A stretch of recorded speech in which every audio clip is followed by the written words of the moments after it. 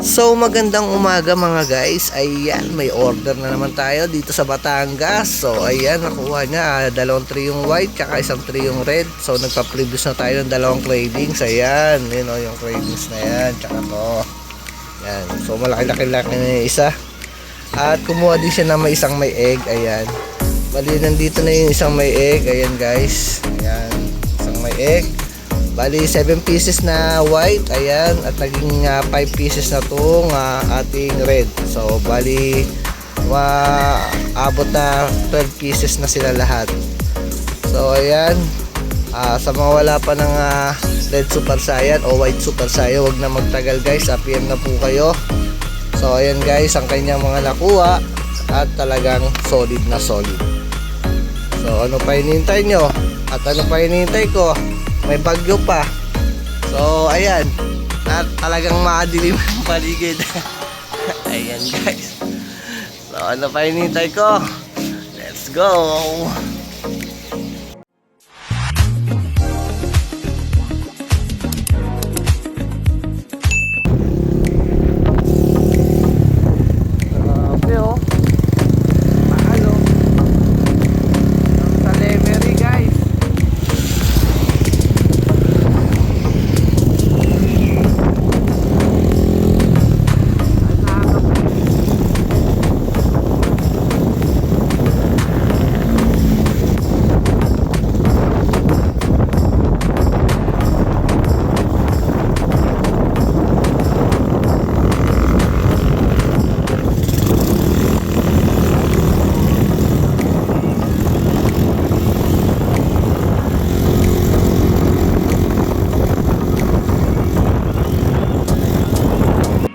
So what's up mga guys, at nandito na po tayo kay Bossing. So ayan, tanongin natin si Bossing kung taga-saan pala si Bossing. Bossing, taga-saan pala tayo Bossing? Kailangan San Luis, boss. Yun, baka may gusto kayo shoutout dyan. Shoutout sa pamilya ko.